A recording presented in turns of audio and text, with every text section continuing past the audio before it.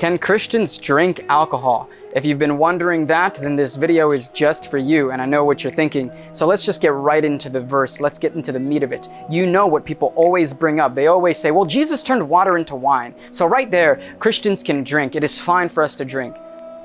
Let's bring that revelation into perspective. So we'll just start with the verse. In John chapter 2, verse 7, this is now the marriage in the Cana of Galilee. And Jesus said unto them, fill the water pots with water. And they filled them up to the brim. Verse 8, and he saith unto them, draw out now, and bear it unto the governor of the feast. And they did bear it. Verse 9, when the ruler of the feast had tasted the water that was made wine, and knew not whence it was, but the servants which drew the water knew, the governor of the feast called the bridegroom, verse 10, and saith unto him, every man at the beginning doth set forth good wine, and when men have well drunk, then that which is worse, but thou hast kept the good wine until now.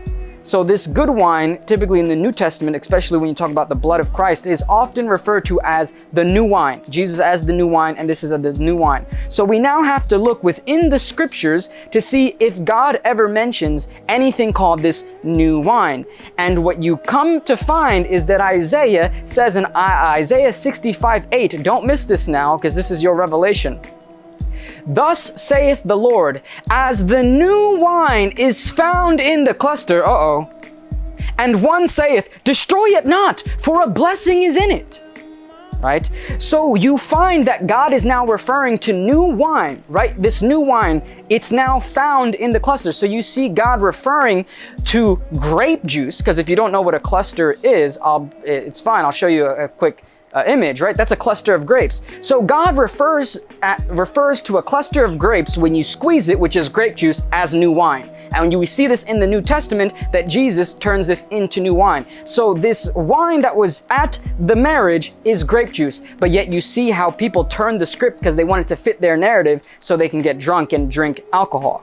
Nevertheless, we'll continue, because I'm just giving to you scriptures, right? Because you know that this is just the truth. Proverbs 3:10, so shall thy barns be filled with plenty, and thy presses shall burst out with new wine. Now, if you know anything about winemaking, fermentation of wine does not take place in the wine press. So when you take the grapes, you put them into the wine press, and that presses the grapes, and then the juice comes out. And in order for you to make fermented wine, you need to take that juice and store it. And the Jews would typically do this by putting it within the earth, or they would stow it away. So the Bible is saying that your presses shall burst out with new wine. So what is that? Grape juice. Because as immediately, the Bible is saying, as immediately you press the grapes, new wine bursts out. So we see this new wine also being referred to as grape juice.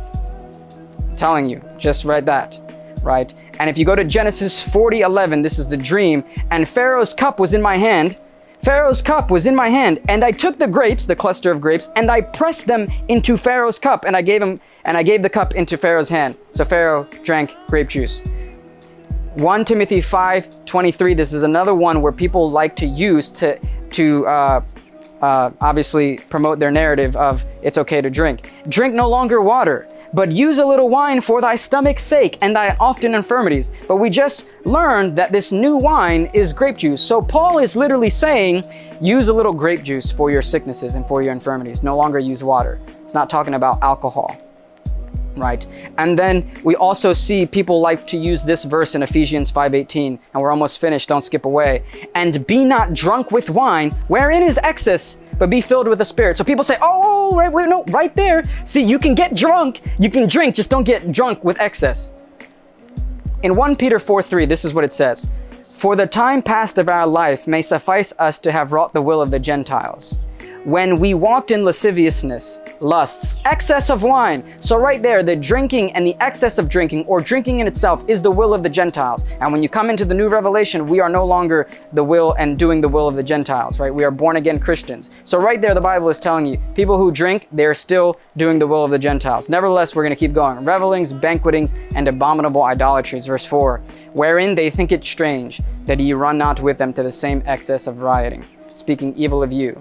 So if we move that word excess of riot, if we move excess, we know that you shouldn't be rioting, that rioting is a bad thing, right? It doesn't matter if you do a little rioting or much of rioting is still bad. So this is just describing rioting as excess. So why is it that we remove excess? We can remove it here and we know that riot's bad, but when we go to Ephesians 5:18, we put excess therein and we still think that the connotation of being drunk with wine is a good thing. No, it's a negative connotation in this sentence. Be not drunk with wine. If we remove excess, the verse reads, and be not drunk with wine, but the Bible tells you what to do. Be filled with the Spirit. So you shouldn't be drinking at all anyway. So there's obviously one more verse that we can talk about really quickly before we go because of time. 1 Peter 5:8, be sober, be vigilant, because your adversary the devil, as a roaring lion, walketh about, seeking whom he may devour. Now this word sober in the Greek, are you ready for this? I don't know if you're ready for the truth, because a lot of people don't like the truth, and the Bible even prophesies and says that in the end times, people won't care about the truth. They're going to obviously continue doing their evil and sinful ways. This word sober in the Greek is nepho, right? Nepho, which literally means, the definition of this Greek word means to abstain from wine. So the Bible is telling you, abstain from wine, don't drink, right? Be vigilant, because your adversary, the devil, walks around as a roaring lion, seeking who he may devour. All right, so that is the revelation.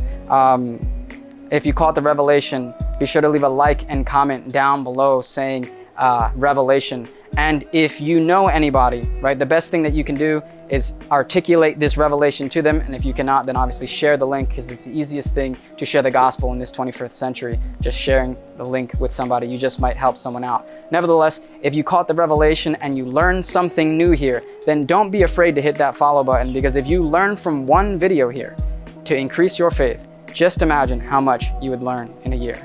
All right, so I'll see you guys in my next video. God bless.